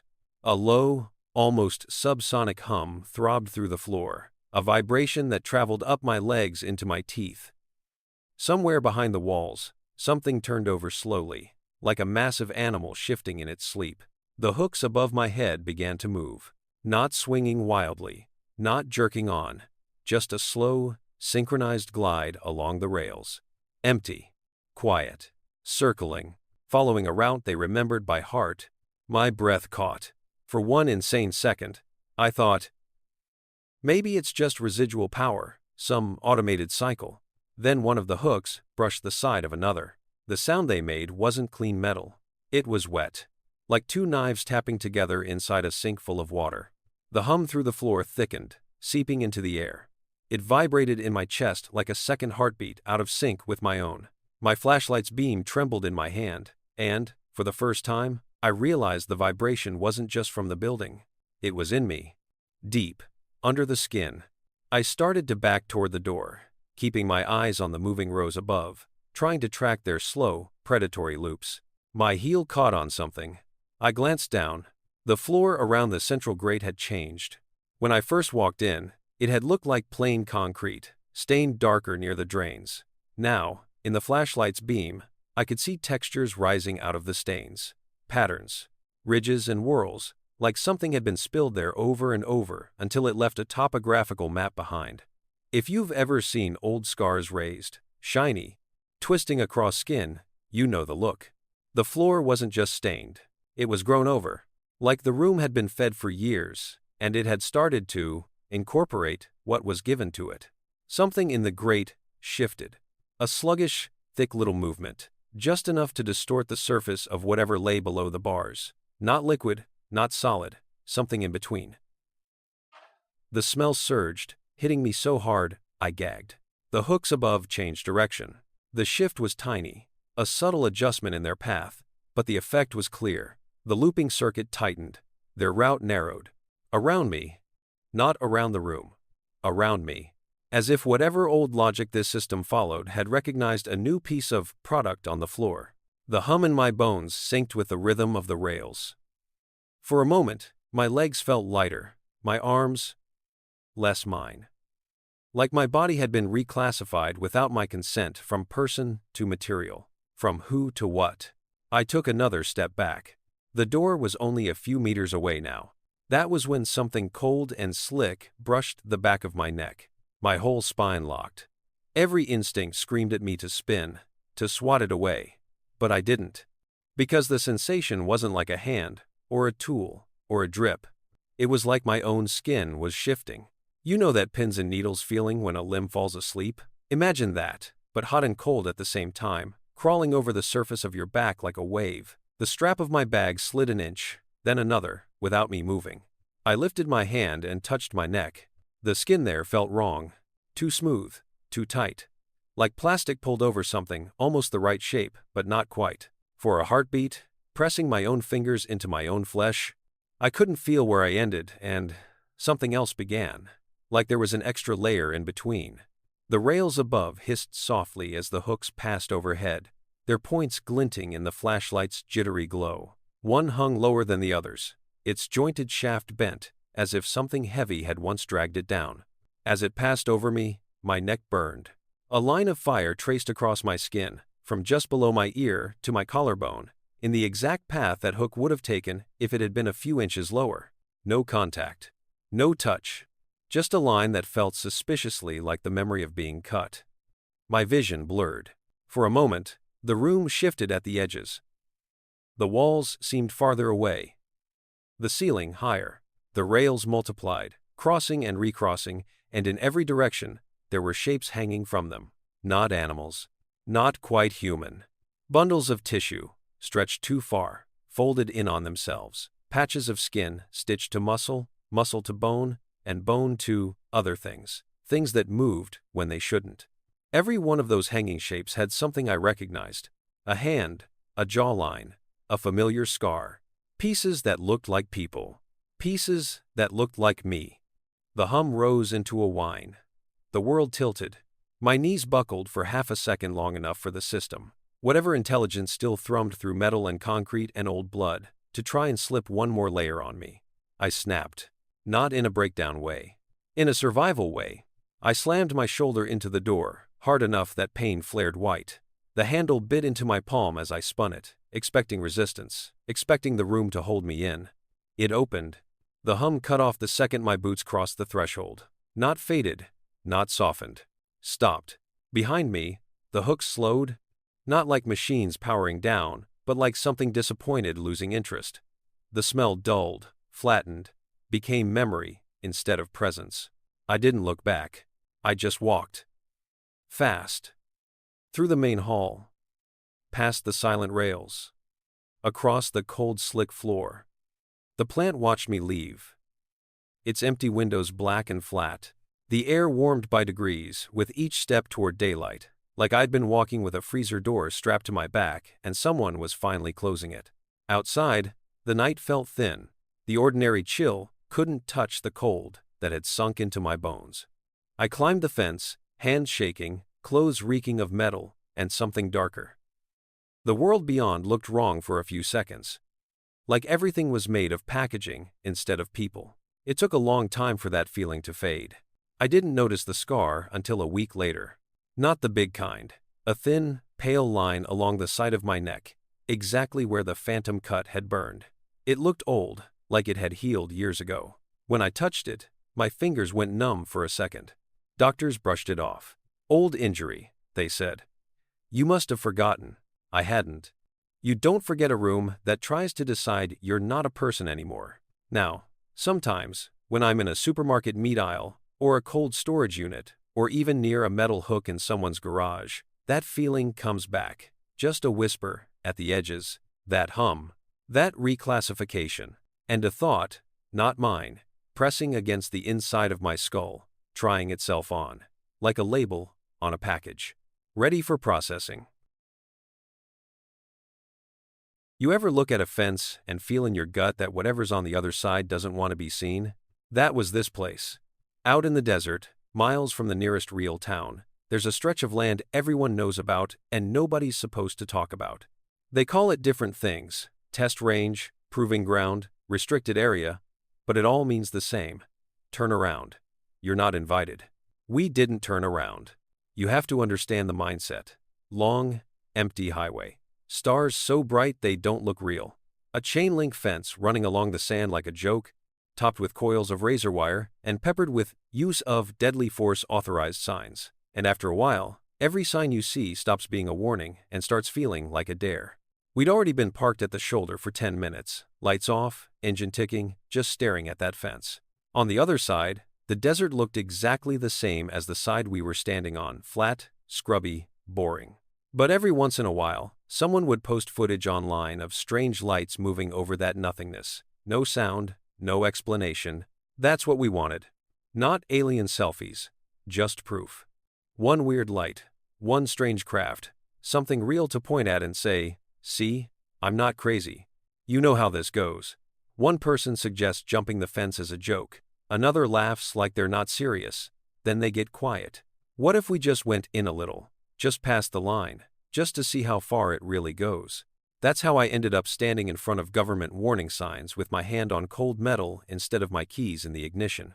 Crossing that fence felt less like climbing and more like stepping out of a story you understood into one that hadn't been written yet.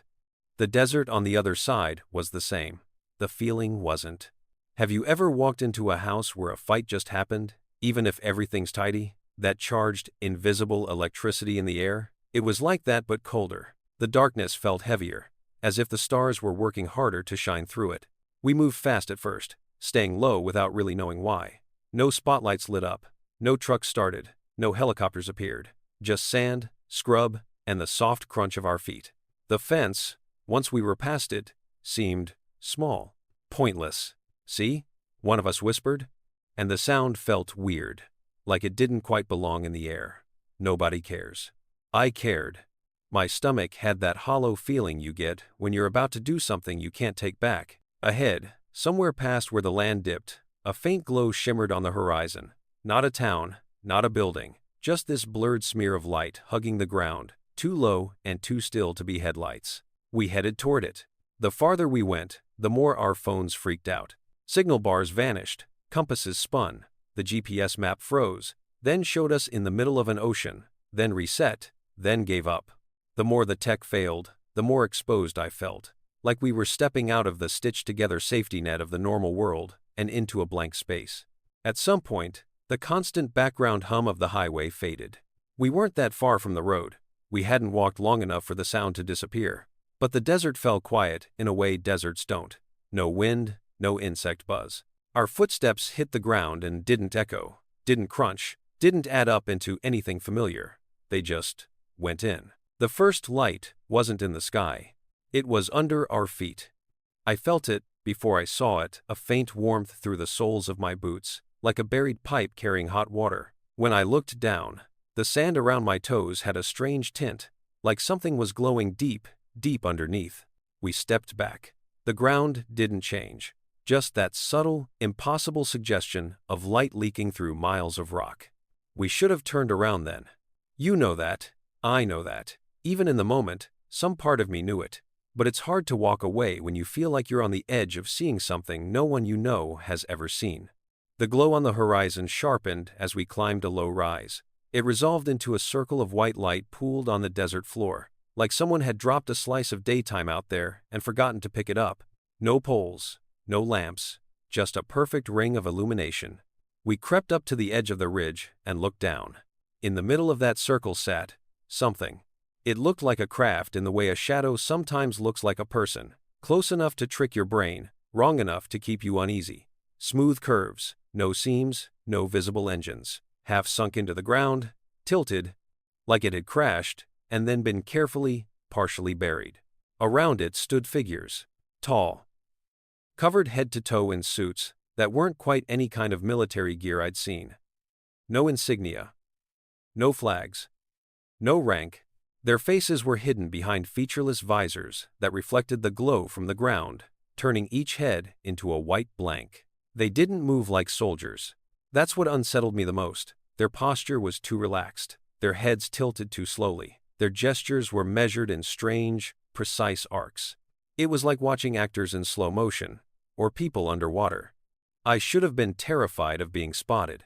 Instead, I had this suffocating sense of being irrelevant, like we were watching a meeting between things so far above us that we weren't worth turning toward. For a minute, all we did was watch. The figures circled the craft, sometimes pausing as if listening to something only they could hear. One bent close to the hull and pressed a gloved hand against it. The air around their arms shimmered, as if heat were rolling off their body. From where we were, there was no sound. Not wind, not engines, not voices. Just silence and that ring of light. Then, without warning, the world skipped. That's the only way to describe it. 1 second, I was lying on the ridge, heart thumping, staring down. The next, my body had jerked, my stomach lurched, and nothing around me had changed, but everything felt misaligned. Like someone had cut and pasted reality a few frames to the left. I blinked hard. In the circle of light below, the figures were in different positions. No transition, no walking. Just one moment here, the next moment there. The craft was at a different angle too. I checked the ridge, the sand under my hands, the stars above. Same. It wasn't my eyes. It was all of it. Whatever was happening down there wasn't obeying our rules of movement. The skip came again. This time, I saw it. Not with my eyes. Not really. More like with that raw, animal part of the brain that screams during car accidents, before the rest of you knows why. For a fraction of a second, as the world stuttered, I saw layers. Us on the ridge. Us slightly closer. Us kneeling in the circle of light. Us gone. It was like someone was dragging a slider back and forth across time, checking various versions of where we were, deciding which one they liked best. My stomach rolled. Beside me, someone swore, but their voice sounded off. The words lagged, coming a hair too late for their lips. When I turned to look, their features were blurred at the edges, as if they'd been smeared across a wet painting and then fixed in place. That was when I realized we were inside whatever the circle was doing. It wasn't just a spotlight, it was a field. A test. Another skip. This one hit harder, like falling forward in the dark. The ridge under my hands was gone. Sand rushed up at my knees, burning cold. My vision fractured, split into ghost images of itself, and then slammed back together. When it cleared, I wasn't looking down at the circle of light anymore. I was in it. The craft loomed beside me, close enough to touch. Its surface looked smooth, but when my eyes tried to follow its curves, they caught and snagged on invisible edges. The glow wasn't coming from above or below. It was coming from the air itself. The suited figures stood around us, those blank, reflective faces turned in our direction now, not like they'd been surprised to see us appear. More like they'd finally finished whatever they'd been doing and were ready to address the next part of the experiment. Sound came back in a rush, not the sound of the desert. A low, constant hum, too pure to be natural. It slid under my thoughts, smoothing them out, rounding off the edges of my panic. For a second, I felt weirdly calm, detached, like I was watching myself from the outside. You ever been so close to something dangerous that your brain just steps away? It was like that. The figure nearest me raised a hand. Its glove was wrong. Up close, the material didn't look like fabric or leather. It looked like shadow, given weight. The fingers were just a little too long, bending in too many places, leaving faint trails of afterimage as they moved. It didn't touch me. It didn't have to. The hum rose an octave, then dropped, like a scanner sweeping through frequencies. My muscles tightened. For a horrifying instant, I lost the feeling of my own shape. I couldn't tell where my arms ended, where my chest began. I felt outlined, defined, catalogued. Somewhere at the edge of hearing, I thought I caught a layered murmur. Not in English, not in any language. It wasn't speech, it was classification. Tags being attached to a file. This is where you expect a rescue, right? Sirens. Helicopters. Orders shouted through megaphones. An interruption from our side of the fence. None came. The only thing that broke the moment was something small and stupid. My friend's phone, in his pocket, started playing music. Just a few seconds. Some tinny, ridiculous ringtone, half a chorus of a song about as far from this moment as you could imagine. It cut through the hum like a knife. For that brief gap, I felt my shape slam back into place, my body rushing back around me. The suited head nearest us tilted, just a fraction. Not startled, interested. The hum cut off. Sound dropped away again. In that vacuum, I heard it. Our footsteps. Not the ones we'd just taken, the ones we hadn't taken yet. Running, stumbling, sand spraying under boots. The world stuttered, one last time. There was no sense of travel, no tunnel, no whoosh, just a hard edit. One frame. Circle of light, craft at my shoulder. Inhuman attention pinning me to my own skeleton. Next frame. The ridge, the fence in the distance. My lungs ripping themselves apart as I sprinted through sand, legs already burning like I'd been running for miles. Behind us, the horizon looked wrong. Flat, featureless darkness sat where the light had been. Not night, not a shadow, just a place where nothing wanted to shine. The stars above that patch seemed to bend, as if skirting around it.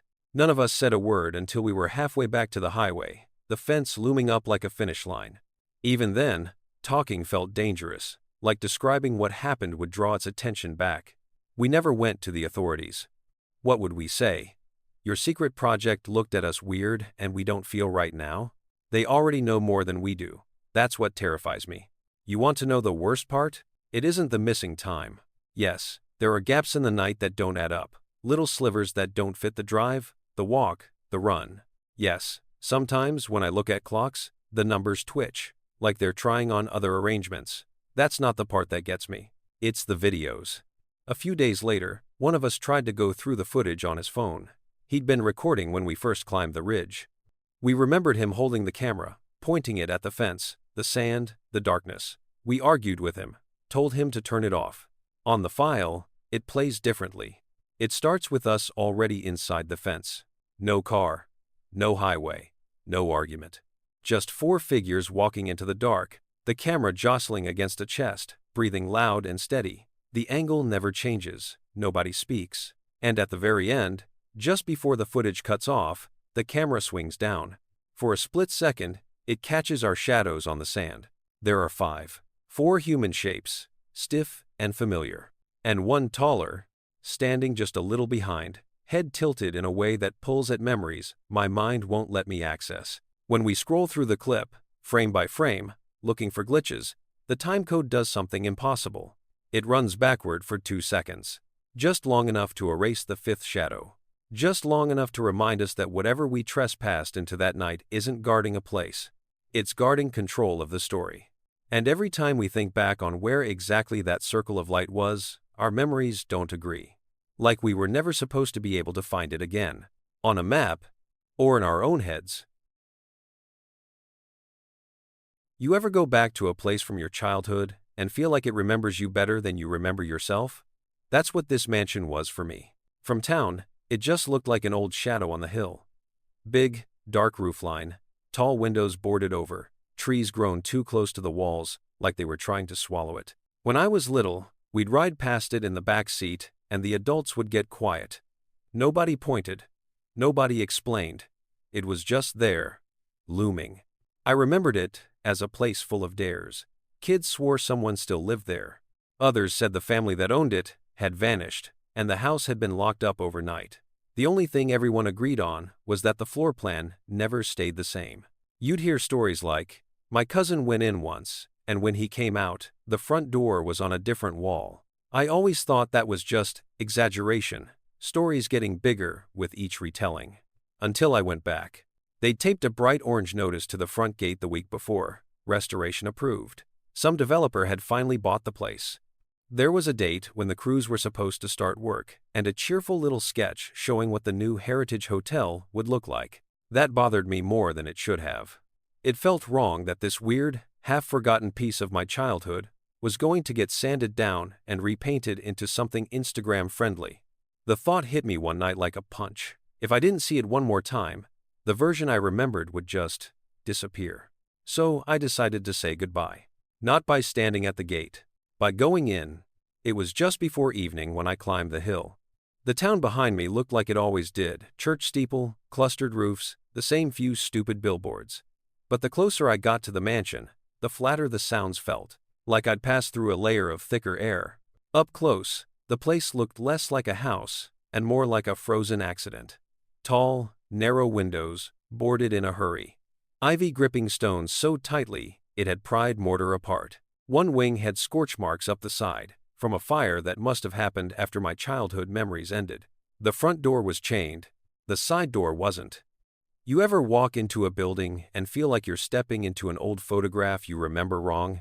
Inside, the first thing that hit me wasn't the smell or the temperature. It was recognition. The entrance hall was, mostly how I'd pictured it. Black and white tiled floor, sweeping staircase, big chandelier overhead draped in cobwebs, faded wallpaper that had once been expensive. The air smelled like dust and old perfume, sharp, powdery, with something floral buried underneath. But the details tugged at me. The staircase curve was slightly different. The window that should have been on the landing where I remembered once pressing my face to the glass as a kid wasn't there. In its place, the wall rose unbroken to the ceiling.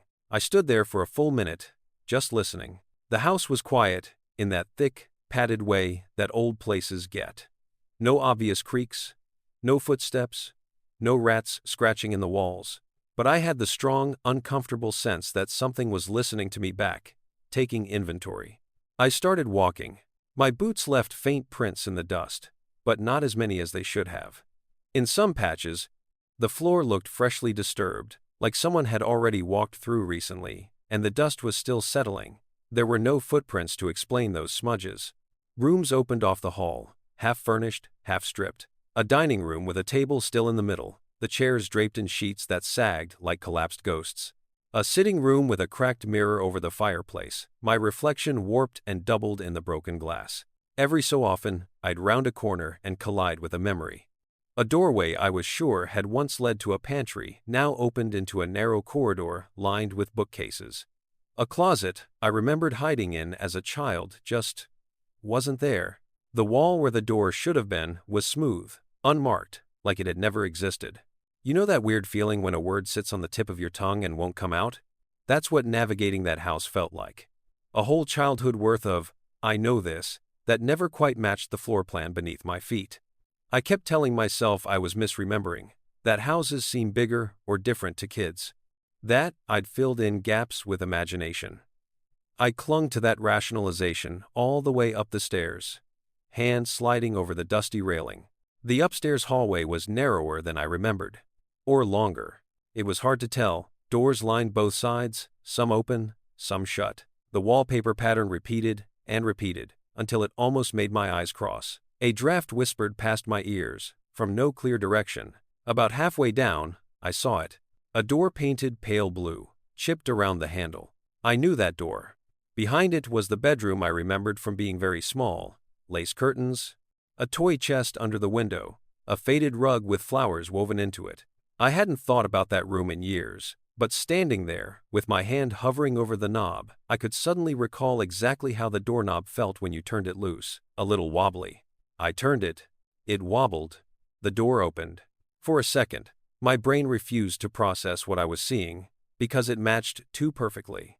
The wallpaper in the room was the same pattern I remembered, small flowers climbing thin vines. The bed, with its carved wooden headboard, sat in the same spot. The toy chest white, with a cracked hinge waited under the window, its lid closed. Dust lay on everything. But the arrangement hadn't changed. It was like walking into a memory that had been preserved in amber. I stepped in slowly, feeling suddenly like an intruder in my own past. The air in there smelled different than the rest of the house, less stale. The perfume note was stronger. There was a faint, sugary undertone, like dried candy or old syrup. The floor didn't creak as much under my weight. The dust on the rug was thin, almost polite.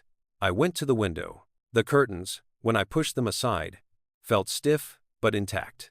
I expected to see the familiar view, the town below, the church spire, the patchwork of roofs, maybe a car or two, people small as ants. What I saw made my stomach do a slow, cold flip. The town was there, but not the way it should have been.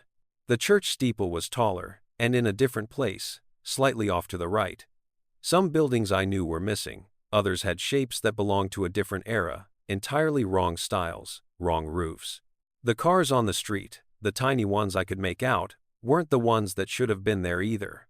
They looked older, boxier. The sky above it all was the same. The way the light hit the hill was the same, but the details were wrong. It felt like looking at a picture of the town from a history book instead of the real thing outside. I stepped back from the window, heart beating too fast for how still the room was. Behind me, something clicked softly. I turned. On the bedside table, there was a framed photograph. I was sure it had been empty when I walked in. Just a frame, no picture. Now, behind the glass, there was a photo. In it, 2 people were sitting on the bed. Not the people I expected. Not the family that owned the place. Not strangers in old-fashioned clothes. Me. And someone else. The version of me in the photograph looked a few years older than I was right then. Same hair, same scar on the eyebrow, same slight curve to the mouth. I was sitting on the edge of the bed, turned toward the camera, with a look I hope I never see on my real face, this tired sort of acceptance, like whatever was happening had been happening for a long time. The other person in the picture sat beside me, closer than anyone sits unless they know you very well. Their features were blurred, like the camera had focused wrong at the last second. Their outline was, they're a human shape, but the details wouldn't settle. The more I tried to stare at their face, the more my eyes slid off and landed back on mine. In the photo, the version of me had one hand resting lightly on their knee, like we belonged there. Like we'd been sitting in that room together for a while. I felt the floor tilt under me, even though I knew it was steady. A cold thought crept in, quiet and awful. This isn't my memory. This is the house's. It was showing me a version of myself that hadn't happened yet. Or had already happened somewhere else. Or was happening right now, in a room very much like this one, just not on my side of things. On the wall opposite the bed, there was a mirror. It was covered with a sheet, yellowed with age. My hand moved toward it before I could talk myself out of it. I grabbed the fabric and pulled. The mirror underneath wasn't cracked. It was clean. And the reflection in it wasn't quite the one the room should have produced. The bed was there, the toy chest, the wallpaper, me, standing in the middle, sheet bunched in my hands. But there were extra details. Photos on the wall behind me, frames that weren't there when I turned around in the real room. A pile of books on the floor. Clothes draped over a chair. Little signs of a life being lived there. And in the mirror, on the bed, sat the blurred person from the photograph. They weren't blurred in the reflection. They were sharp, too sharp. Every part of them had that hyper-real clarity that made the rest of the room look slightly out of focus. Their eyes were fixed on me, not sleepy, or ghostly, or monstrous. Just intensely, uncomfortably aware. They lifted a hand slowly. In the mirror, their fingers opened, palm facing me, like someone touching the glass from the other side. My own hand, without my consent, started to rise. Have you ever watched yourself do something and felt like your intentions were running behind your body? My fingers spread, matching theirs. My palm turned. For a heartbeat. I wasn't sure which side of the glass belonged to me. Something in the angle of their wrist, the cut of their jawline, the way they sat on the bed, made it click. They were me. Not a twin, not a look-alike. Me. Slight differences, sure. A thicker line of tiredness under the eyes. A small faint scar where I didn't have one yet. But the rest? Unmistakable. Our hands mine here, theirs there were about to line up on the surface of the mirror. In that second, I understood what the house was doing in a way that didn't involve words. It wasn't haunted in the way people think. It wasn't just holding on to the past. It was collecting versions. Of the town, of itself, of the people who came into it, folding them, flattening them, arranging them in neat little stacks inside its own memory. I wasn't just trespassing in a building. I was trespassing in all the different lives that had passed through it, and all the lives that might have, if one little thing had gone differently. Standing there, on that thin strip of floor, I could feel how easy it would be to lean forward and let my palm meet the glass, to slide sideways into that other version, to sit down on the bed with someone whose face I couldn't quite remember, but whose presence felt achingly familiar, like a name on the tip of my tongue. To never come back out of the house I'd actually walked into. The sheet in my hands crinkled. The sound snapped me back just enough. I dropped the fabric. It swung up and over, falling back across the mirror in a sloppy, crooked cover. The reflection vanished. The room was just a room again. Dust. Old furniture. The faint smell of something sweet that had long since dried out. The photograph on the bedside table was empty. The frame stood there, glass clean, no image behind it. If you'd walked in right then, you'd have thought I made the whole thing up. I backed out of that room slowly, never quite turning my back on it until I crossed the threshold. The hallway felt narrower than before. Some of the doors I'd passed earlier now looked different. One was missing entirely, replaced by blank wall. The house was editing itself as I moved. By the time I reached the stairs, I knew something else had shifted. Not in the building. In me. You know your life in a certain way. You can list where you were born, where you went to school, who your family is. Those facts feel solid, heavy, anchored. Descending those stairs, each step creaked on a beat that didn't match my heartbeat. For a second on the landing, when I looked out a different window, the town outside was the version I knew. Church in the right place, cars from the right decade, the right billboards.